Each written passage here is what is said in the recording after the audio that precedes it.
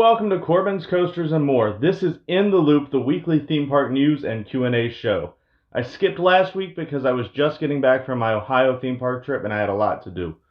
To make up for the light week though, I have tons of content in the works for the coming weeks, including some Cedar Point and Kings Island content, more Coaster Wars, updates on new stuff at Busch Gardens and Universal, and a couple of ways to bring the theme park experience to your home. All that and more in upcoming weeks on CCNM. Now for the news. Starting with a very small park near Atlanta, Fun Spot Georgia just announced they will be working with RMC on a unique coaster for next year, and according to them, it's going to be huge. When I know more, you'll know more, but to me this is huge news coming out of such a small regional park. Gerstlauer, the manufacturer of models including the Eurofighter, has also announced that they will be building a record-breaking coaster in the United States next year, and it is heavily rumored that it will be going to Cedar Point. If so, it would be the first ground-up new-build coaster at the point since 2016.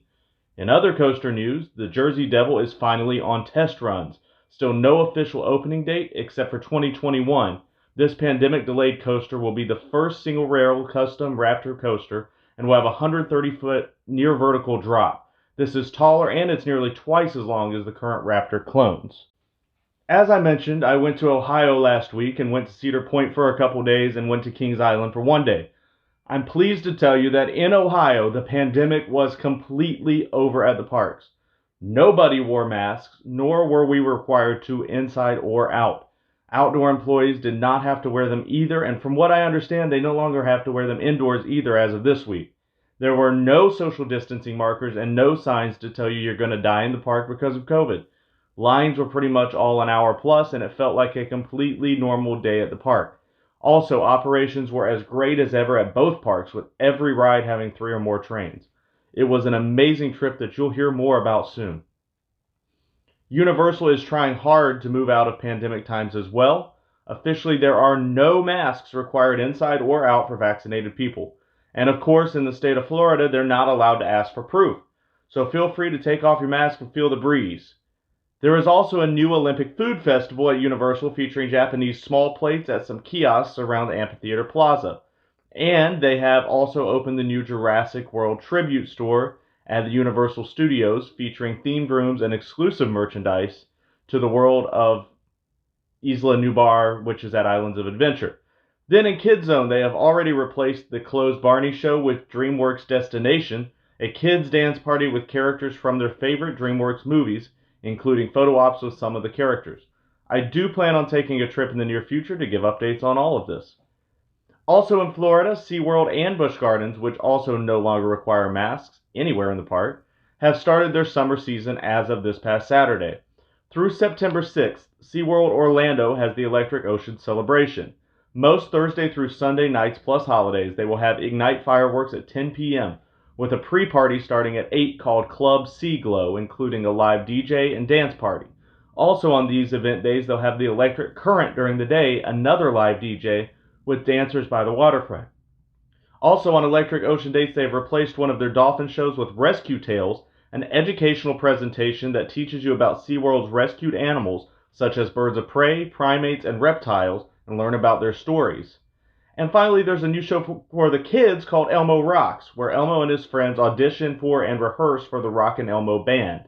SeaWorld is trying as hard as anyone to move from these unprecedented times. Busch Gardens Tampa also has started their summer nights. Unfortunately, this year it looks like no concerts, but they will also have a lot, including their own weekend fireworks show called Spark, a nighttime spectacular that they call their biggest, brightest show ever, to show Fridays, Saturdays, and Sundays at 9:15, plus extra holiday dates. Like SeaWorld, they'll have a pre-party on the festival pathway with glowing lights, live music, and more. They're also featuring their all-new Cirque Electric on Fridays through Mondays, which, as the title would suggest, is a new Cirque show produced for Busch Gardens. And they'll also finally be returning Turn It Up, one of the best theme park shows I've ever seen. It's an ice skating stunt show and will be showing every Thursday through Monday. BGT will also have 2 open-air block party plazas from sunset till close in the Cheetah Hunt Plaza and the Stanleyville Plaza. The always exciting festival area will have something to look forward to as well, with a walkable take on grilled classics, decadent sweet treats, and more, including glow-in-the-dark summer cocktails. And the Giraffe Bar recently opened, overlooking the Serengeti Plains. I cannot wait to get out there in the next couple weeks, and you will definitely be seeing something from Busch Gardens finally. Tons of exciting stuff this week. I hope more parks keep moving forward with this. And of course, I hope that eventually, soon, we'll see the new opening dates for the SeaWorld Park's new coasters. Now for some Q&A. This week all from Quora. I'll leave the link in the description so you can follow me there as well if you would like. David Adams asks, what world would you love Universal Studios to open? Okay, so there are several that we already know about, so I'm not going to cheat and use any of the rumored Epic Universe lands or Super Mario Land, which already has opened in Japan and is opening in Hollywood, then potentially Epic as well.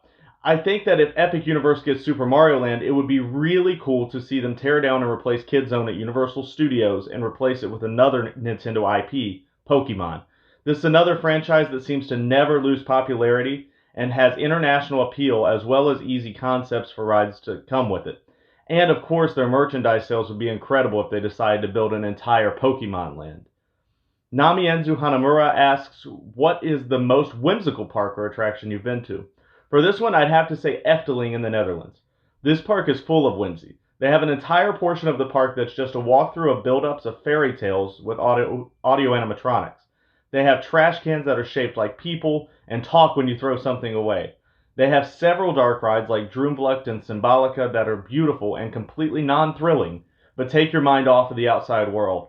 To me, it's like what if the Magic Kingdom was in the Netherlands, but they did it better.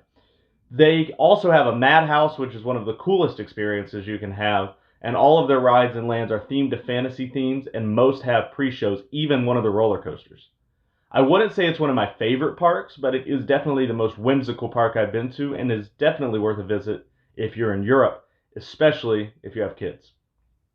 Hunter Moffat asks, what are the best rides at SeaWorld? Sorry. He asks, what are the best rides at Cedar Point? And for that, you'll have to come back on Wednesday, where I will rank the Cedar Point roller coasters. Now that you're in the loop, come back in a couple days for some roller coaster fun. Thanks for watching Corbin's Coasters and More.